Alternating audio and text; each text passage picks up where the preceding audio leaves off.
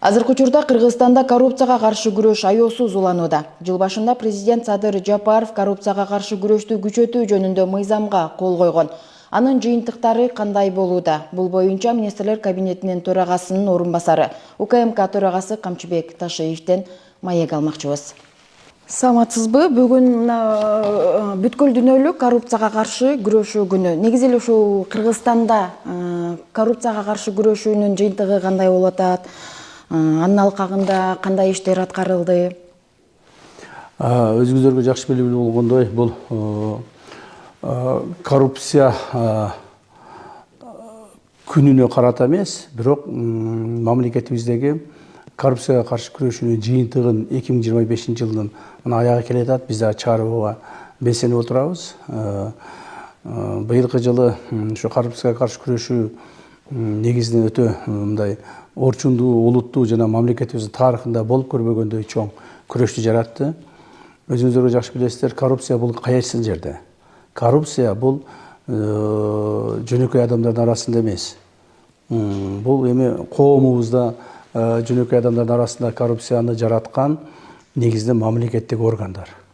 Мамлекеттик органдардын арасындагы ушу коррупцияны жөнгө салуу, коррупцияны жоюу, жөнгө салуу же болбосо кайсы бир деңгээлде ошону иреттөө бул биздин негизги милдеттерибиздин бири.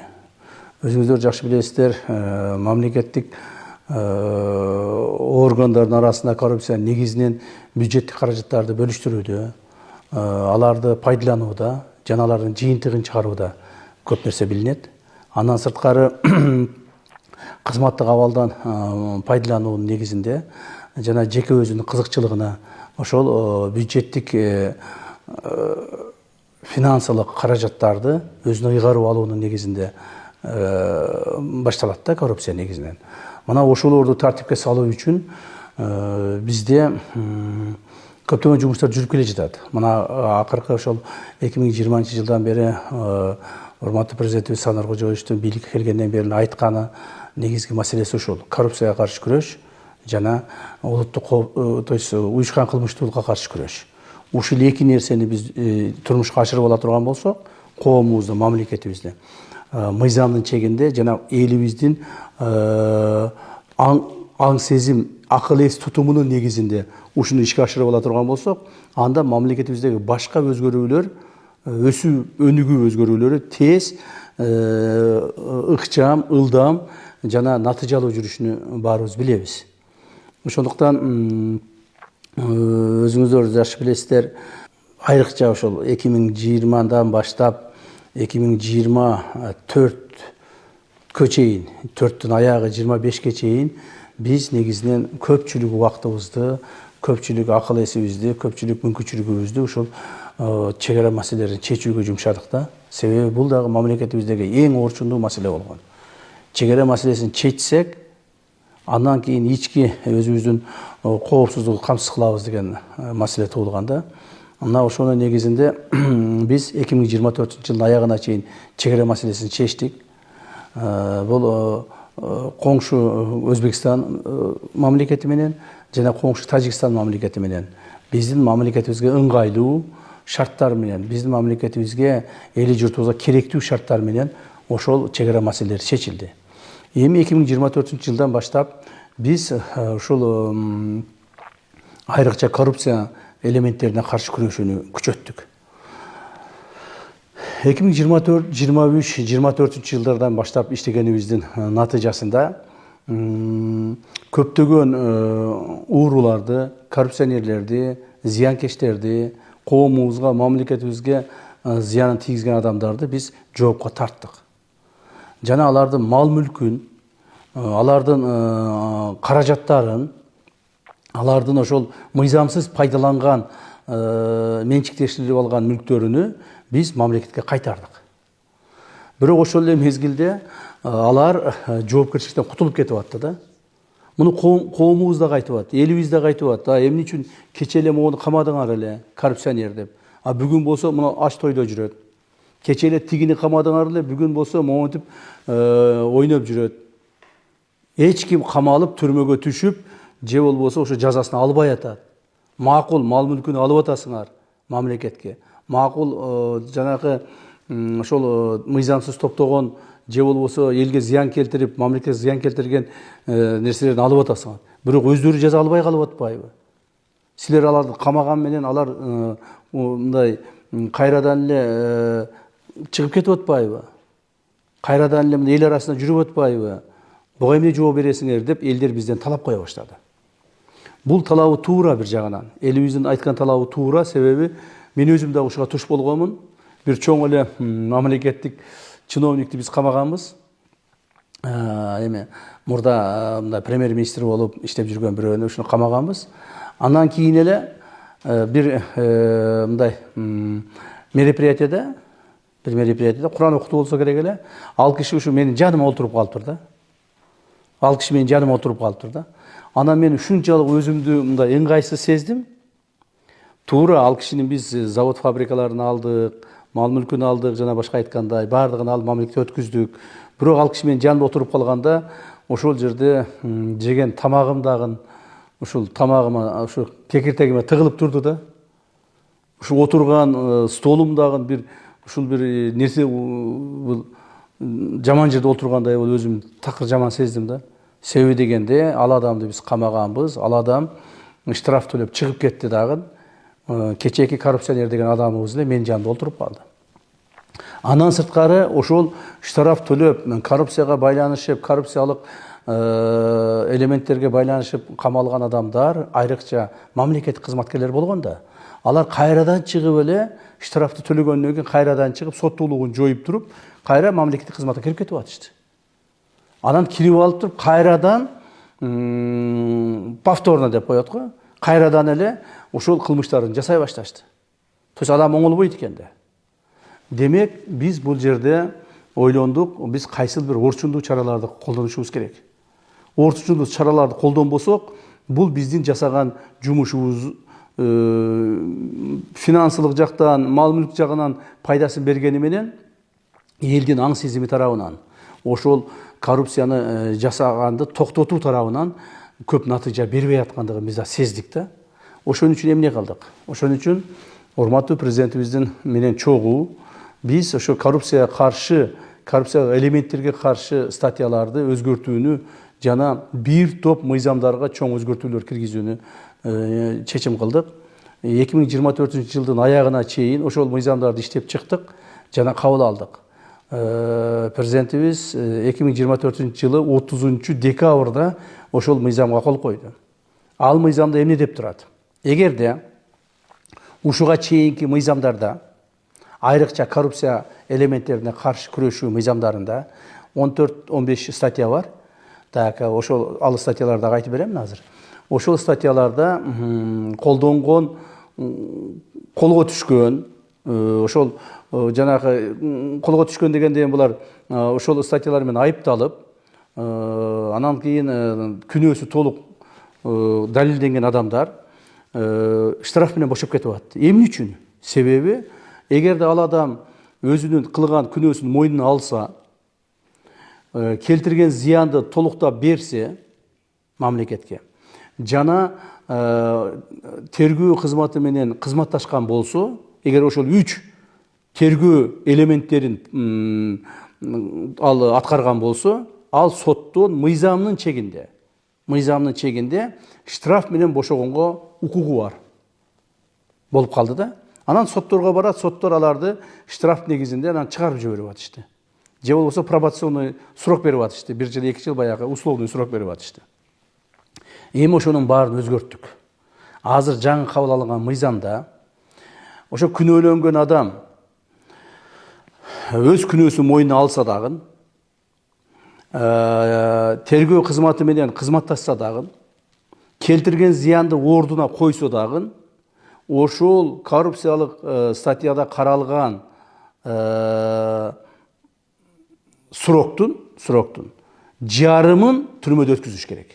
Эгерде ошол анын коюлган коррупциялык статьяларынын негизинде 12 жылга каралса, срогу каралса, мөөнөтү каралса, ошонун жарымын 6 жылын түрмөдө өткүзүш керек. Сөзсүз түрдө. Себеби коррупцияга каршы мыйзамдардын статьялары 7 жылдан жогору да. Эгерде 7 жыл каралган болсо 3,5 жыл түрмөдө олтуруш керек. Мына ушуларды биз өзгөртүүлөрдү кабыл алдык. Бул баягы коррупцияга каршы мыйзамдарды күчөттүк. Андан сырткары дагы бир нерсени кабыл алдык. Ошол коррупцияга шектелип соттун чечими чыккан адамдын жакын бир туугандары, жакын дегенде бул бала чакасы, аялы же күйөөсү жана бир туугандары мамлекеттик кызматтан тез аранын ичинде алынат. Жана кийин алар мамлекеттик кызматка кайра кабыл алынбайт деген нормаларды киргиздик. Бул мамлекеттик кызмат тууралуу мыйзам бар, ошол мыйзамдарга өзгөртүүлөр киргиздик. Ошонун негизинде мындан ары кандай болуп калды? Эми азыр бул жаңы кабыл алган мыйзамыбыз 21 январь 2025 жылдан баштап күчүнө кирди. Ошонун негизинде 21 январь 2025 жылдан кийинки жасалган кылмыштар болсо, коррупциялык элементтерге байланышкан кылмыштар болсо, ал адамдар эми ушул катаал күчөтүлгөн мыйзам негизинде жоопко тартылат. Дагы бир жолу белгилеп айтайын, мындан ары бир дагы коррупционер, мамлекетке зыян келтирген зыянкеч эч качан эмеден кутулуп кете албайт, түрмөдөн кутула албайт. Түрмөгө түшөт, бала чакасы, жакын туугандары мамлекет кызматтан алынат. Ушундай чоң жаза кылдык да. Ошону менен быйылкы жылы ошол коррупцияга каршы күрөштү жаңы мыйзам менен 2025 жылы аягына чыгарып атабыз. Ошонун негизинде эгерде толук бойдон ала турган болсок, биздин 5 жылдык ушул коррупциялык элементтерге каршы күрөшүүнүн натыйжасында мамлекетке 300 миллиард сомдон ашык мал мүлктү, акча, финансылык каражаттарды мамлекет кайтарып бериппиз. 1000ден ашык ар түрдүү ишкана, мекеме, объектилерди кайтарып бериптирбиз. 30.000 гектардан ашык жерди кайра мамлекеттин менчигине кайтарып бериппиз. Булар эмне үчүн ушунчалык чоң масштабтагы коррупция Кыргызстанда болуп кеткен? Эмегер ушуга көз жүгүртүп ушул боюнча ойлоно турган болсок, эң негизги маселе бул мамлекеттик мүлктү менчиктештирүү аркылуу талаптануу маселеси башталганын билесиздер. Бул маселе 1992 жылдан 92-93 жылдардагы баягы эгемендүүлүктү алгандан кийин мамлекеттик мал мүлктү приватизацияга берип, менчиктештирүүгө өткүзгөндөн кийин ушунчалык мамлекетти талаптануу күчөгөн. Бул талаптануу эмнеге багытталган? Эң негизинен менчиктештирүүнү биринчиден элге кыянатчылык менен жүргүзүлгөн да. То есть менчиктештирүү элдин колунда эмес, кайсыл бир топтун мамлекеттик органда иштеген адамдардын, анан ушундай шылуундардын гана колунда калып кеткен да.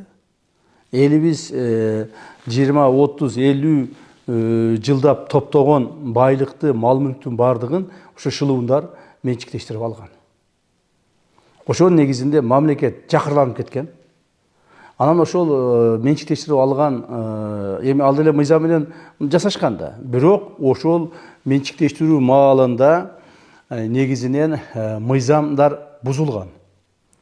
Кайсыл мыйзам бузулган? Менчиктештирүүдө эң негизги туура бир талап коюлган да. Ошол менчиктештирип алган ишкана, мекеме өзүнүн профилинде иштеш керек. Мисалы, автобазаны алдыңбы? Ошол автобаза элге автобаза катары кызматын көрсөтүш керек. Сен бир заводду алдыңбы? Ошол завод элге жумуш орун камсыз кылыш керек дагы. Ошол жерде завод катары пайдаланып, анан ары өнүгүш керек. А булар эмне кылат? Булар автобазаны алат, жерини кесип сатат, машиналары, техникаларын такыр эле жок кылат, завод фабрикаларды алат, завод фабрикалар талкалашып имараттарын аны сатышат. Ал эми жерлерин бөлүп базар кылышат. Мына ушинтип отуруп мамлекеттин мүлктү, элдин мүлкүн талаптанышат. Эми ошол мүлктөрдү биздин негизги милдетибиз болгон, элибиз ушул боюнча билесиздер сайрап эле келген, ыйлап эле келген ар дайым эле. Эмне үчүн ошо мамлекеттик мүлк мына завод талкаланып кетти, эмне үчүн бул жак талкаланып кетти деп. Керек болсо завод, фабрикалар, өндүрүштүк гана ишканалар эмес, социалдык объектилер да менчиктештирилип кеткен. Кээ бир жерлерде мектептер, бала бакчалар, ооруканалар ошолордон бери менчиктеп алышкан. То есть мамлекетти талаптануу процесси 2020-жылга чейин жүргөн да. Талаптаной беришкен. Бул лагерлер, спорт базалар, балдардын дем алуу жайлары, бүт бардыгы. Жанагы завод, фабрикалардын дем алуу жайларын айтпай эле коеюн. Мына Ысык көлдөгү пансионаттардын бардыгы менчиктештирип кеткен. Ошолордун бардыгы мамлекеттик ишканалардын пансионаттары болгон. Мына бардык мамлекеттик органдардын, министрликтердин пансионаттары болгон, МЧСтин пансионаты болгон, Минздравдын пансионаты болгон, экономика министрлигиники болгон, энергетика министрлигиники болгон. Ошолордун бардыгын талап тоноп адамдар өздөрүнө алып алган да. Бул деген мамлекетти өтө алсыздандырган. Мамлекеттин колунан эч нерсе келбей калган. Алсыз болуп жатып алышкан да. Ошентип мамлекеттик мүлктү талап тоноодон кийин эми ошо мамлекетти ичиндеги уюштуруу иштери дагы өтө начар акыбалга келген да. Уюштуруу иштери да министрликтерде, ведомстволордо, мамлекеттик ишканаларда, мына күч түзүмдөрүндө бардык эле жерде ошол бир гана нерсени ойлоп калышкан: жеке өзүнүн байыбысы кантип, кайсыл жерден ушул өзүнө байлык топтош керек. Ошону гана ойлоп калышкан да. Ал эми мамлекеттин өнүгүүсү, эртеңки келечеги, ошол ишкананын келечеги, ошол ишкананын эртеңки мамлекеттик кызмат кылуусуна шарттары ал боюнча ойлобой калышкан. Мен башкасын айтпайм, мына Улуттук коопсуздук мамлекеттик комитетин эле. Улуттук коопсуздук мамлекеттик комитетинде биздин кызматкерлердин иштөө орундары жок болгон. Мисалы мына айтып коеюн, Сузак районунун райондук бөлүм библиотекага окшогон бир жерде отурган. Базакоргон райондуку соттун имаратында отурган, бир бурчунда, 2 комнатасында. Нокен районуку маданият үйүнүн бурчунда отурган. Ташкөмүр шаарыныкы бир менчиктештирилген бир үйдө отурган. Алабуканыкы мисалы барсаң, мен киргенимде биринчи барган, үстүнөн тамчы өткөн, ичи сыз талкаланган бир үйдө отурушкан. Так, мына бардыгыны ушундай болгон. Бардык жерге барса. Жалал Абад облустук Улуттук коопсуздук мамлекеттик комитетинин имаратына барсаң, 1 комната, 2 комната, 1 этаж, жарым этаж кошуп отуруп, ал жер өзүнчө эле бир мындай бир кептеркана болуп калган. Машина кирсе чыга албайт. 20 соток мында кичинекей, 20 соток эмес, бир 12 соток жерде болгон. То есть иштегенге эч кандай ыңгайсыз. Мамлекеттин коопсуздугун камсыз кыла турган органдын иштөө жери жок болгон. Себеби мамлекеттик жетекчилер ошого көңүл бурган эмес, карашкан эмес. Мен башка ишканаларды айткан жокмун, эң керектүү ишкананы айтып атам. Ушул эле акыбал республиканын бардык жеринде болгон. Бардык жеринде республикада ушундай болгон акыбалы. Так, мына ошолордун бардыгын кайрадан куруп чыгыш керек болчу. Аны үчүн биз негизги маселебиз коррупция менен күрөшүшүбүз керек. Ушунун бардыгы келип отуруп тамыры коррупцияга илешет. Коррупцияны жок кылууда, же болбосо коррупциялык элементтерге каршы күрөшүүдө негизги маселе бул саясий эрк керек эле да. Саясий эрк керек эле. Урматтуу президентибиз Садыр Кожоевич ошол айтты. Менде саясий эрк бар. Менин жаныма эми ошол менин саясий президент катары саясий эркимди ишке ашыра ала турган адамдар керек деп ушундай чечкиндүү кадамга барды да. Анан ошол президентибиздин коррупциядан күрөшүү саясий эркини биз ошо ишке ашырдык деп ойлоймун бүгүнкү күндө. Бүгүнкү күндө ошо ишке ашыруунун негизинде мамлекетибизде коррупциялык элементтер азайды. Азыр мамлекеттик органдардын арасында коррупция кылуудан жок дегенде айбыгып, мыйзамдан коркуп, токтоп калышты да. Эми ушул процессти биз мындан ары өнүктүрө бере турган болсок, коомубуз, мамлекеттик органдарыбыз ушуга көнөт. Коррупция кылбай жашаганга мүмкүн экендигине көнөт. Мына кайсыл бир убакытка чейин биз буларды мыйзамдын каттуулугу менен кармап турушубуз керек. Кайсыл бир убакыттан кийин жаңы муун келет дагы. Ошол коррупциялык элементтерди болтурбоо бул күндөлүк эле турмуш болуп калат да. Күндөлүк эле көнүмүш турмуш болуп калат. Мына башында мага да чоочун карап жүрүштү. Бул эмне деген? Неужели Ташиев взятка албайт? Неужели Ташиев сатып алса болбойт? Неужели бул байлыкка кызыкпайт же башка нерсеге кызыкпайт? Жок, буну биз кызыктырабыз деп аракет кылып көрүштү. Ар түрдүү случайлар болду. Тим эле үрөй учурган, чачың тик тура турган случайлар болду. Менин үйүмө чейин коробка акчаларды көтөрүп келгендер болушту. Мына ушуну чечип бериңиз деп. Аларды чечмек тургай кайра өздөрүн жазалап, каттуу жазалап.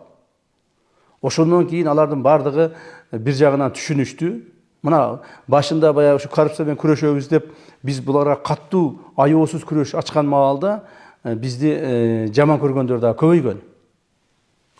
Ой, калп эле бизди жаман көрсөтүп токтоп калар бекен деп бизди коррупционер деп да чыгарды, пара алгыч деп да чыгарды, ар нерсе деп чыгарышты. Бирок акыр аягына келгенде коомубузда бүгүнкү күндө коомубуздагы мындай ишенип калды. Биз чынында коррупцияга каршы күрөшүүнү алдыбызга максат кылып койгонубузду, мамлекетибиздеги түзүлүштү, акыбалды оңдошубуз керек экендиги биз максат кылып койгондугубузду коомубуз түшүнүп калды. Мындан ары дагы ошол коррупцияга каршы күрөшүүнү токтотпостон акыр аягына чыгарышыбыз керек. Эгерде Кудай буйруп, ден соолук берип, тынч тура турган болсок, мен ойлоймун, буквально уже 1-2 жылдын ичинде коомубуз такыр өзгөрөт деген ойдомун. Негизи эле ушул коррупция менен каршы күрөшүүгө мына аюусуз күрөш болгонуна карабастан канчалаган каражаттар, миллиарддаган каражаттар казынага кайтарылды. Бирок ошого карабастан бул эл аралык уюмдар тарабынан белгиленбей келет да. Анча ошого эмне себеп деп ойлойсуз? Эми мындай да, эл аралык уюмдар, кээ бир эл аралык уюмдар өздөрү коррупциялашкан. Муну ачык айтыш керек да. Мына азыр коррупцияга каршы мамлекеттердин рейтингин чыгарып жүрбөйбү? Ошолор биздин мамлекеттин, Кыргызстан мамлекетинин эл аралык уюмдардын арасындагы аброюн кайра түшүрүштү да. Бир нече жолу ылдыйга түшүрүштү да. Тепкичке ылдыйга түшүрүштү. Эми ал эч нерсени өзгөртпөйт. Эмне үчүн? Себеби биздеги 2020 жылга чейинки коррупциялык элементтер, коррупциялык акыбал менен азыркы коррупциялык элементтер менен коррупциялык акыбалды салыштыруу болбойт. Биз кыйла өзгөрдүк, коомубуз өзгөрдү, мамлекеттик органдар өзгөрдү. Коррупция деген мыйзамдарды катаалдаттык. Токтоду.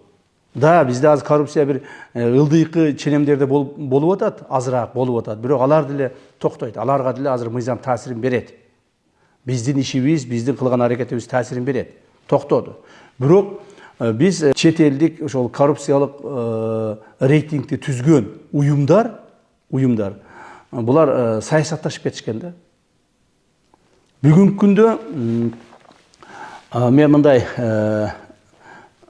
факты жөнүндө айтып коеюн. Бүгүнкү күндө Кыргызстан коррупцияга каршы күрөш, уюшкан кылмыштыкка каршы күрөш боюнча эң алдыңкы орунда.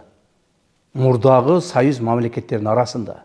Туура биз азыр европалык же башка өнүккөн өлкөлөрдүн деңгээлине чыга элекпиз. Анын үчүн биздин экономикабыз көтөрүлүш керек. Анын үчүн биздин аң сезимибиз өзгөрүш керек. Бирок биз ошого багыт алдык. Биздин рейтингибиз бүгүнкү күндө кыйла жакшырыш керек эле. Бирок аларга анын кереги жок болуп атат. Ошондуктан биз алардын берген баасына карабастан өзүбүздүн күчүбүздү мындан дагы күрөшүбүздү күчөтө беребиз. Мамлекетибиздеги коррупциянын деңгээлин азайтыш эмес, биз коррупциялык элементтер такыр жоёбуз. Биздин алдыбызга койгон максатыбыз боюнча 2026 жылдын аягына чейин коррупциялык элементтер Кыргызстанда өтө мындай ылдый акыбалга түшөт. Биринчиси бул билесиздер 2020 жылга чейинки биздин жүргүзгөн мониторингдорубуз негизинде коррупциянын деңгээли 70-80% тегерегинде болгон. Кайсыл ишканага барба, кайсыл мамлекеттик органга барба, күч структураларына барба, кайсыл ишти аткарба, бардыгы коррупция аркылуу гана бүтүп турган. Пара алуу, пара берүү, кызматынан кыянаттык менен пайдалануу, акча бербесең ишиң бүтпөйт, акча бербесең жумушуң алдыга жылбайт, акча бербесең мамлекеттик кызмат сага кызмат көрсөтпөйт, жана акча бербесең өзүң издеп жүргөн акыйкатты таба албайсың болуп калган да. То есть 80%ке чейин мамлекет коррупцияга илешип кеткен. Бүгүнкү күндө коррупциянын деңгээли 30%ке чейин түштү. 30%ке чейин түштү. Бирок бул чек эмес биз үчүн. Биз үчүн коррупциялык элементтер 10%ке түшкөндө коомубузда дээрлик коррупция азаят. Жок болуп кетпейт, бирок дээрлик азаят. Коррупциянын жоктугуну бардык элдер сезе баштайт. Мына ошондо гана биз максатыбызга жетебиз. Ошондуктан бул максатка жетүү биздин дагы алдыбызда турат. Биз буга аракет кылабыз. Буюрса ишибизди улантабыз. Негизи ушул коррупция менен күрөшүүдө кимдер утат, кимдер утулат? Эми коррупцияга каршы күрөшүү учурунда өтө көп олуттуу маселелер көтөрүлөт. Мен мына бир нерсени айтып коеюн. Бул коррупцияга каршы күрөшүү бул жөнөкөй эле бир кылмышка каршы күрөшүү эмес. Бул жөнөкөй эле бир мафияга каршы күрөшүү эмес. Бир топко каршы күрөшүү эмес. Коррупцияга каршы күрөшүү дээрлик бир доордун катмарына каршы күрөшүү. Доордун катмары деген эмне? Мына мен айтып коеюн, жана башында айтып өтпөдүм, мамлекеттикти мүлктү менчиктештирүү. Ошол нерсеге кимдер катышкан? Ошол маалдагы мамлекеттик чиновниктер, азыр менен капа болушпасын, ошол маалда мамлекеттик чоң кызмат тарта иштеп жүргөн адамдардын бардыгы коррупциялык элементтерге катышкан. Себеби мамлекеттен менчиктештирип алышкан мал мүлктү. Ошо мал мүлктү менчиктештирип алып туруп, ошонун эсебинен байышкан. Ошонун эсебинен мына 20-30 жылдан бери байып келишти. Так. Анан ошолордун бардыгын биз келип, мыйзамга такап, мыйзамдын негизинде алардан биз тартып, мүлктөрүн алып мамлекетке өткүздүк. Ошолордун баары бизди жакшы көрүп атабы? Жакшы көргөн жок. Бул бир доордун адамдары, бир катмар. Мамлекетте жашаган чоң катмар. Ал жерде 5-10 миң эмес, 100 миң адам эмес, керек болсо миллиондогон адамдар бизге каршы биздин кылып аткан иштерибизге тоскоолго аракет кылып, ошолорго жакпай атат. Ошолордун мал мүлкүн алып мамлекетке өткүзгөндүгүбүз, ошолордун негизинде бүгүнкү күндө мамлекетте жүргүзүп аткан өзгөрүштөр, социалдык инфраструктуралар, мектептер, бала бакчалар, жолдор жана чоң мына ишканалар өнүгүп өсүшү, элдин жашоо турмушунун өзгөрүшү аларга жакпай атат. Себеби ошо маалда ал адамдар гана, кайсыл бир коомдун бөлүгү гана бай жашап калган, ал эми негизги бөлүк кедей кембагал болуп кеткен. Ошолорду кайсыл бир деңгээлде теңдештирүү биздин ишибиз болгон. Ошо теңдештирүү учурунда биз жана башында айткандай көптөгөн мал мүлктөрүн ошолордон мамлекеттен алып калган мал мүлктөрүн биз мамлекетке өткүзүп атпайбыз. Балар биз жакшы көрбөйт да, туурабы? Мына кээ бир чиновниктер, бир чиновниктикин ошо маалдагы чоң бир чиновниктикин, бир министр болуп иштеген, облустун губернатору болуп иштеген, же болбосо премьер-министр, вице-премьер болуп иштеген, же спикер болуп иштеген, же депутат болуп иштеген, ошо маалдагы адамдардын кээ бирлеринин 1-ден 2-ден ишканасын алдык. Кээ бирлеринин 5-ден 10-дон мүлкүн алдык. Кээ бирлеринин 20-дан 30-да мүлкүн алдык. Бир чиновниктин Аскар Акаев маалында премьер-министр болуп иштеген чиновниктин 50-ден ашык мал мүлкүн, мекеме ишканаларын, завод фабрикаларын, жерлерин алып мамлекетке кайтардык. А ошонун бала чакасы мени жакшы көрөбү? Ошонун тууган уругу мени жакшы көрөбү? Ошонун келини бар, баласы бар, небереси бар, аялы бар, тага жээни, туугандары бар, баары мени жаман көрөт. Так, бирок коррупцияга каршы күрөштө мамлекет утат. Мамлекет утат. Анан дагы бир эң чоң нерсе келечек муун утат. Биз келечек муундун акыл эсин, эс тутумун өзгөртүшүбүз керек. Психологиясын өзгөртүшүбүз керек. Так, келечек муун утат. Бүгүнкү күндө мүмкүн ушунун баардыгы кайсыл бир деңгээлде билинбей аткандыр. Себеби биз ушул доордун адамдарыбыз, чогуу жашап атабыз, чогуу жүрүп атабыз, чогуу ушул иш аракеттерди жасап атабыз, билинбей аткандыр. Бирок келечек муунга бул сөзсүз таасирин берет. Сөзсүз билинет бул. Азыркы күндө ким жаман, биз жаманбыз. Бүгүнкү күндө кимди жаман көрүп атат, бизди жаман көрүп атат. Макул, биз утулайлы. Биз бүгүнкү күндө коррупция менен күрөшүүдө жыйынтыгында утуп атабыз. Мамлекетке пайдасы тийип, мамлекеттик ишкер катары, мамлекеттик кызматкер катары, мамлекеттин коопсуздугун сактап турган адам катары биз утуп атабыз. Бирок жеке адам катары биз утулуп атабыз да. Биз утулуп атабыз. Себеби ошол адамдардын арасында, мал мүлкүн мамлекетке өткүзгөн адамдардын арасында менин досторум бар. Кээ бирлерде менин туугандарым да бар. Кээ бирлерде мен чогуу иштеп жүргөн адамдар бар.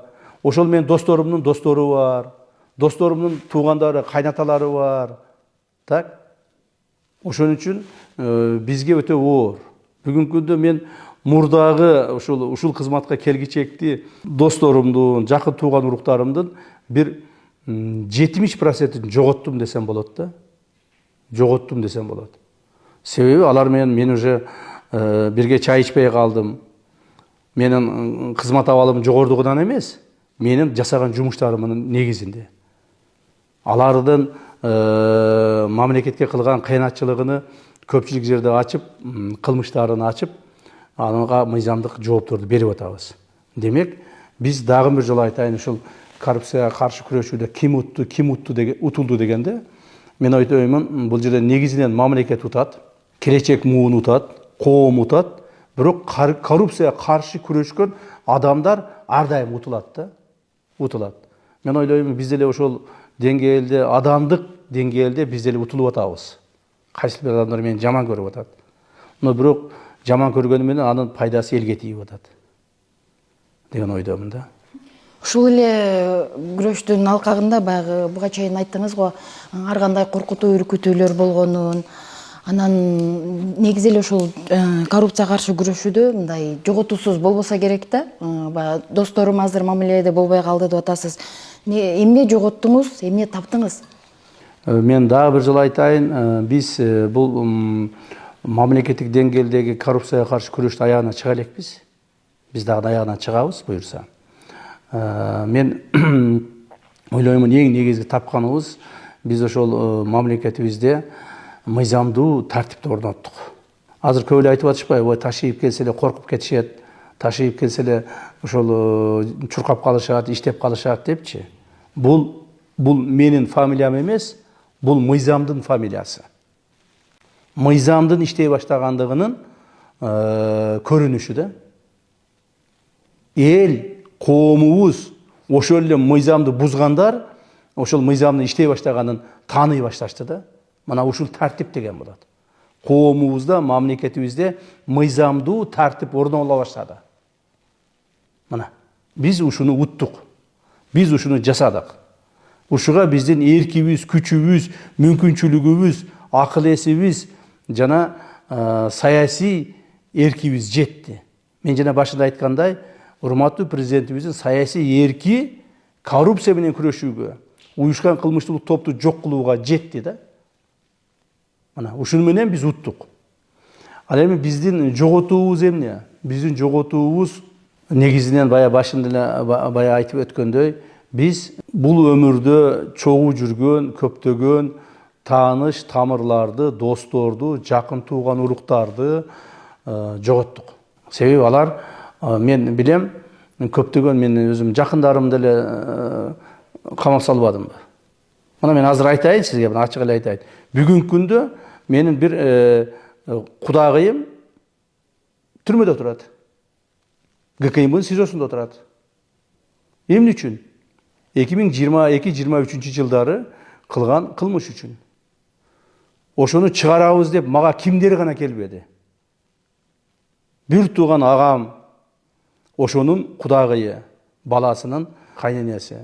Бир тууган агам, башка туугандарым, тияк бияктар бүт баары келишти.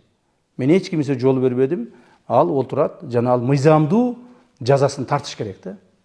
Эгерде мен ошол кишиге мыйзамдуу жазасын бере албасам, башка адамдар мага ишенбейт. Например, бир тууган агамдын баласы бир гайни сөгүп койгон экен, аны алып барып камадык. Эгерде мен аны камабай турган болсом, ал бир агамдын баласы бир гайни сөгүшү мүмкүн. Экинчиси бар прокурорду сөгүшү мүмкүн.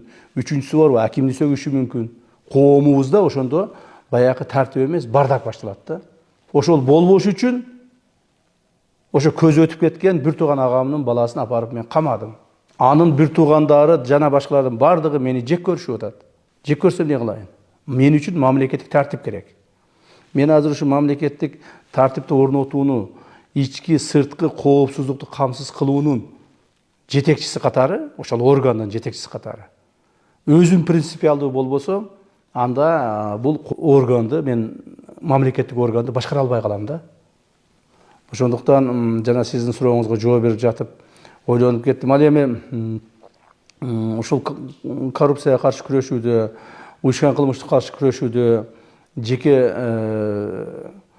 өзүмдүн, жакындарымдын жакындарымга анча эмес, бирок өзүмдүн мындай коопсуздугума да чоң коркунучтар бар экендигинин, болуп келгендигинин, азыр дагы бар экендигинин, мындан кийин дагы боло тургандыгын мен сезем да. Мен муну билем. Себеби бул бая мен айткандай бир кайсыл бир топтун эле эмес, бир доордун, ошол доордо жашаган чоң бир катмар элге каршы биз күрөш жүргүздүк да. Күрөш жүргүздүк. Жана ошол күрөшүбүздү мен ойлоймун аягына чыгабыз. Биздин улуттук коопсуздук мамлекеттик комитетинде мамлекет деген, мамлекет үчүн жанын берип, мамлекет үчүн берилгендик менен кызмат кылып, мамлекет үчүн турабыз, мамлекетибизди алдыга жылдырып, мамлекетибизди тазалап, мамлекетибизди жакшы мамлекеттердин катарына кошобуз деген менин кызматкерлерим өтө көп. Жана мен ошолорго ишенемин, ошолор менен чогуу ушул жумушту аткарып атабыз. Мына өзүңүздөргө жакшы белгилүү болгондой,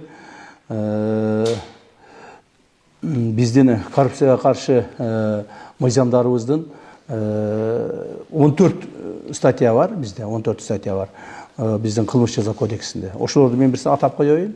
Себеби дегенде ушуга жараша биз коррупция элементтерине катышкан мамлекеттик чиновниктерге жаза колдонобуз да.